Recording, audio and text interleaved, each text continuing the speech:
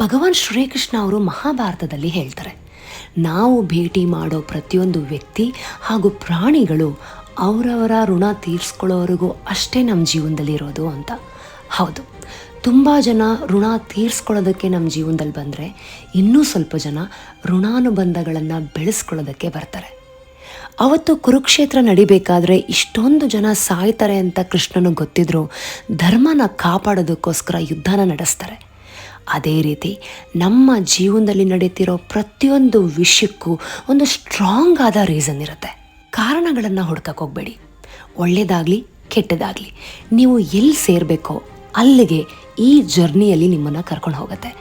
ಒಂದು ವಿಷಯ ನಿಮಗೆ ಗೊತ್ತಿರಲಿ, ಇಲ್ಲಿ ಯಾರು ಕೂಡ ನಮಗೆ ಒಳ್ಳೆಯದನ್ನು ಬಯಸಲ್ಲ. ಹಾಗೆಯೇ ಕೆಳಗಡೆ ಬಿದ್ದರೆ ಮಚ್ಚ ಬಾರೋ ನಿನ್ನ ಜೊತೆಲಿ ನಾನಿದ್ದೀನಿ ಅಂತ ಯಾರು ಕೂಡ ಕೈ ಹಿಡ್ದೆ ಎತ್ತಲ್ಲ. ಹಾಗಿರಬೇಕಾದ್ರೆ ನಿಮ್ಮ ತನನ ಬಿಟ್ಟು ನೀವ್ಯಾಕೆ ಬದುಕ್ತೀರಾ? You don't have